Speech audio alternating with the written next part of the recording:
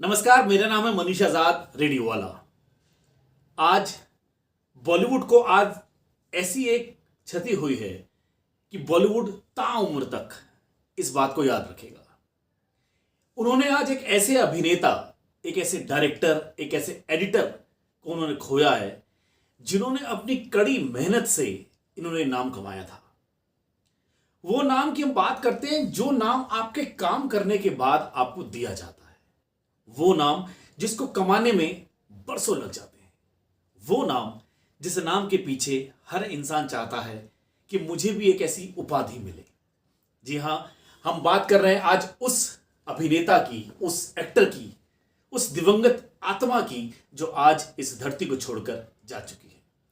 आप सभी लोगों के पास सभी मैसेजेस, समाचार पत्र, न्यूज चैनल से आपको ये खबर मिली होगी कि मनोज कुमार उर्फ भारत कुमार इस दुनिया को छोड़कर जा चुके हैं। लंबी बीमारी के कारण उनको दिल के अंदर समस्या थी, उनको लीवर की समस्या के कारण 87 साल की उम्र के अंदर वो हम सबको छोड़कर चले गए।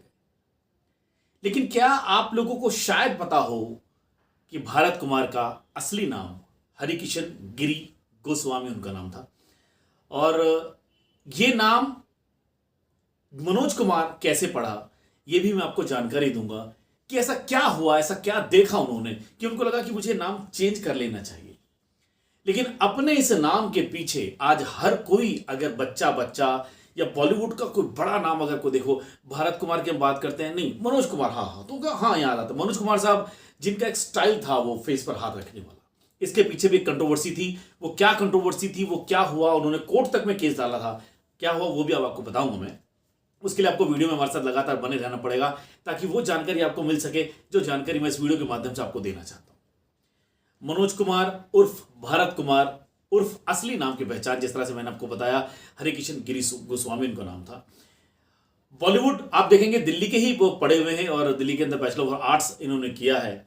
और जब दिल्ली से पढ़ाई करी तो उनका कि मुझे फिल्म के अंदर काम करना चाहिए। लेकिन जब फिल्म में काम करते तो ऐसा नहीं होता कि आपको फिल्म में काम लगातार आप गए और आपको वो काम मिल जाता है। आपको लगातार कुछ ना कुछ ऐसे काम करने पड़ते हैं। शुरुआत की अगर देखें, एक फिल्म आई थी फैशन, जब उन्होंने उसके अंदर काम किया था, लेकिन वो फिल्म के अंदर इतना अच्छा वो छाप वो नहीं छोड़ पाए। आप फैशन के बाद देखेंगे तो दो अलग अलग फिल्में आती हैं, कई सारी फिल्मों को देखोगे तो आप पिया मन की आस ऐसी एक फिल्म आती है, उसके अंदर भी छाप नहीं छोड़ पाते। लेकिन जब फिल्म आप बाद में चलती हुई 1961 और 1962 की बातें हैं, लेकिन फिल्म आई उसके बाद 1964 के अंदर, वो कौन थी? लग जा गले के फिर ये हंसी रात हो ना हो। मदन मोहन साहब का संगीत और उनकी बहन, जिनको वो कहते हैं लता मंगेशकर जी, अपनी बहन जी, उन्होंने गाया वाला गीत, और रातों रात वो जो स्टारडम जो होता है इस फिल्म को, क्या ब्लॉकबस्टर फिल्म में साबित हुई। और उनको वो फिल्म के अंदर उनको लगा कि ये फिल्म काफी कमाल कर चुकी थी और इस फिल्म के जरिए वो लोगों के घर घर तक और दिलों में पहुंच गए। ये था मनोज कुमार साहब का जलवा, क्योंकि इस फिल्म में इनके सामने थी साधना। अब इस फिल्म के बाद कई सारी और फिल्में करने को, और कई सारी फिल्में करने को मिली, लेकिन फिल्म उन्होंने बाद में उसमें करी शहीद। जब उनको फिल्म मिली जिसके अंदर उन्होंने भगत सिंह का जो कैरेक्टर किया था, और भगत सिंह के उस कैरेक्टर को करने के बाद वो तो भगत सिंह, और जहां वो जाते थे उनको उस नाम से रिकॉल भी किया जाता था। यही कारण था कि इस फिल्म की इतनी कामयाबी के लिए उनको उस समय के प्रधानमंत्री लाल बहादुर शास्त्री जी ने उनको सराहा, उनके काम को सराहा, और कमाल जिसको कहते हैं कि अपने आप को वे कहते हैं कि हाँ वो फिल्म कमाल मिला। लेकिन जब लगातार आप कुछ काम ऐसा करते हैं तो काम करने के बाद आपको आपकी उपलब्धियां और लगातार मिलनी शुरू हो जाती हैं। फिल्म उसके बाद अगर आप एक बार देखें, मुझे कितनी बार मैंने अपने शोज के अंदर वाली बात करी है कि अगर सबसे ज्यादा रोमांटिक गाने अगर किसी को मिले हैं तो वो मुझे लगता है मनोज कुमार साहब को मिले हैं। फिर चाहे साधना की बात करो, चाहे आशा पारेख जी के साथ करो, चाहे फिर वो आप शर्मिला टैगोर जी की बात करो। फिल्म आई सावन की घटा। अगर आप सावन की क्या जुल्फों को हटा ले चेहरे से, थोड़ा सा उजाला होने दे। मेरे को ये फिल्में इतनी जबरदस्त लगती हैं। अमानत फिल्म का वो दूर रह कर न करो बात, करीब आ जाओ, ये वो गाने हैं जो एक छाप छोड़ते हैं। तपती जवानी चढ़ता महीना, आप इस गानों को देखेंगे तो एक से बढ़कर एक। लेकिन फिल्म जब उसके बाद उपकार फिल्म बनती है, और उपकार फिल्म बनने के लिए उस समय अगर देखेंगे तो उस दौरान में वो कहा गया कि भाई माननीय उस समय प्रधानमंत्री लाल बहादुर शास्त्री जी की एक फिल्म ऐसा बनाया जाए जिसके अंदर एक नारा दिया जाए, जय जवान जय किसान। और हुआ यही, उपकार फिल्म बनी। और उपकार फिल्म के अंदर आप देखेंगे मेरे देश की धरती, वो जो गीत था, आज चाहे वो 26 जनवरी हो, चाहे वो 15 अगस्त हो, ये वाला गाना जरूर बजता है। यानी कि एक गाना एक माइलस्टोन बन गया कि जब आज ये गाना आपको सुनने को मिलेगा ही मिलेगा। हुआ क्या, उपकार ने कई सारे अवार्ड जीते, और ये क्या हुआ, आप लोगों के दिलों में बसने शुरू हो जाते हैं। इसके बाद इसीलिए कहते हैं कि अब पेट्रियोटिज्म की फिल्म, यानी कि आप देशभक्ति के ऊपर जितनी फिल्में बनाते हैं उसमें सबसे ऊपर नाम मनोज कुमार साहब का। हालांकि ऐसा नहीं है कि उन्होंने रोमांटिक फिल्में नहीं दी, उन्होंने रोमांटिक फिल्में भी दी हैं, लेकिन बावजूद इसके हम उपकार की बात करते हैं, हम पूर्व और पश्चिम की बात करते हैं, हम रोटी कपड़ा और मकान की बात करते हैं, हम क्रांति जैसी फिल्मों की बात करते हैं, जहां पर अवार्ड तो अवार्ड, लेकिन लोगों के दिलों में भी बसने का कार्यक्रम उन्होंने बखूबी निभाया। अब इस कार्यक्रम को अगर हम और आगे लेके जाते हैं तो लगातार कई फिल्में देने के बाद भी उन्होंने लगा कि अब मुझे थोड़ा सा डायरेक्टर के रूप में भी अपना हाथ आजमाना चाहिए। 55 फिल्मों में काम किया, 7 फिल्में बीइंग डायरेक्टर के तौर पे और 5 फिल्में जिसमें एडिटर के तौर पे उन्होंने काम किया। जी हां, बहुत कम लोगों को पता होगा कि मनोज कुमार साहब को आप अभिनेता कहें, आप उनको निर्देशक कहें, आप उनको स्क्रीन प्ले राइटर कहें, आप उनको लिरिसिस्ट कहें, गीत लिखने का काम, आप उनको एडिटर कहें।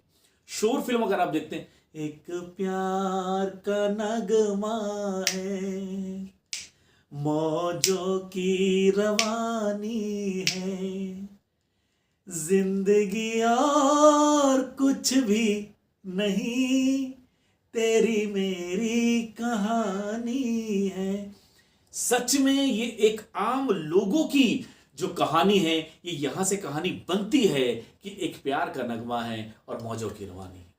कई सारी फिल्में लगातार, आप सबको याद होगा कि एक फिल्म आई थी जट पंजाबी, ये पंजाबी फिल्म थी, इसके अंदर मनोज कुमार ने जट पंजाबी का रोल किया और 1981 के अंदर ये फिल्म आई थी। आप ये देखिए, उस फिल्म के अंदर भी काम किया, जट पंजाबी का रोल उन्होंने किया। इसके बाद कई सारी फिल्में लगातार आई, लेकिन कुछ फिल्में ऐसा होता ना कि जब आप एक पैटर्न पकड़ने की कोशिश करते हैं, पब्लिक है ना, कहते हैं कि पब्लिक 1 मिनट लगाती है फिल्म को सराहने में और नकारने में, तो दोनों ही काम ऐसे होते हैं। तो उस दौरान कुछ फिल्में दर दर दर दर करके नीचे आ गई और उस दौरान वो फिल्में चली नहीं। लेकिन हाँ, उन्होंने चाहा था कि वो अपने बेटे को लेकर, कुणाल गोस्वामी, उनको भी लेकर अपने अगर फिल्म बनाए, उनको लेकर फिल्म भी करें, लेकिन मैदाने जंग फिल्म आई थी, उस फिल्म को उन्होंने वो चाहा कि ये फिल्म किस तरह से चले, लेकिन वो इतना अच्छा काम नहीं कर पाई जितना अच्छा काम उनको करना चाहिए था। हुआ क्या, 2015 में उनको दादा साहब फाल्के पुरस्कार से नवाजा गया। उस समय राष्ट्रपति प्रणब मुखर्जी हुआ करते थे और प्रणब मुखर्जी जी के द्वारा उनको ये दादा साहब फाल्के पुरस्कार से सम्मानित किया गया। 1994 के अंदर उनको पद्मश्री से भारत सरकार ने उनको नवाजा था। इतने सारे पुरस्कार उनकी झोली में होने के बावजूद भी वो कहते हैं कि अभी काम करना और बाकी है, कि मैं भारत का बेटा हूं, मैं भारत कुमार। उन्होंने कहा कि मैं भारत कुमार, ऐसे नहीं, इस भारत देश ने, इस मिट्टी ने मुझे नाम दिया। इस शब्द हैं, सोचो तो ऐसे वो शब्द कैसे बने, काम किया, लोगों ने इतना प्यार दिया कि वो नाम बन गया। कई सारे फिल्मों में काम करने के बाद भी ये उपाधि जब आपको मिलती है, ये अपने आप में बहुत बड़ा रोल अदा होता है। अब आप सब सोचेंगे मनीष भाई, वो मनोज कुमार नाम कैसे पड़ गया, हरि कृष्ण गिरी गोस्वामी का नाम मनोज कुमार कैसे पड़ा? तो साहब, वाक्य यह है कि जब इनकी उम्र मात्र 12 और 13 साल की हुआ करती थी, ये दिलीप कुमार साहब, अशोक कुमार साहब, कामिनी कौशल, इनके बहुत बड़े फैन हुआ करते थे उस दौरान में। तो उस दौरान उन्होंने फिल्म देखी थी जो 1949 के अंदर फिल्म आई थी, जब मात्र उनकी 12-13 साल की उम्र थी। फिल्म आई थी शबनम, जिस फिल्म के अंदर दिलीप कुमार साहब का जो नाम था वो मनोज कुमार था। बस यही वो मोड़ था कि जब उन्होंने डिसाइड कर लिया था कि मैं अपना नाम मनोज कुमार रखूंगा, और आगे चलकर वो मनोज कुमार के नाम से पॉपुलर हुए। भारत कुमार उनको जो नाम दिया गया, वो बॉलीवुड के लोगों ने इतना प्यार दिया कि उनको भारत कुमार का नाम दिया गया। अब आप सोच रहे हैं मनीष भाई, वो कंट्रोवर्सी क्या है? वो हाथ पे रखने वाला जो उनका स्टाइल है, जो एक लेजेंड स्टाइल जिसको हम बोलते हैं, और ये स्टाइल उनका वो ट्रेडमार्क बन गया। आज मैं माफी चाहूंगा इन सभी कॉमेडियन से कि आज वो इस तरह की जो आप वो हाथ रख के कॉमेडी करने वाले वो सीन करते हैं, ये किसी के एक लेजेंड स्टाइल है। उससे आप प्रशंसा करना एक अच्छी बात है, लेकिन उसको एक हंसी के रूप में ले जाना वो कहीं ना कहीं दूसरे लोगों को आहत कर सकता है।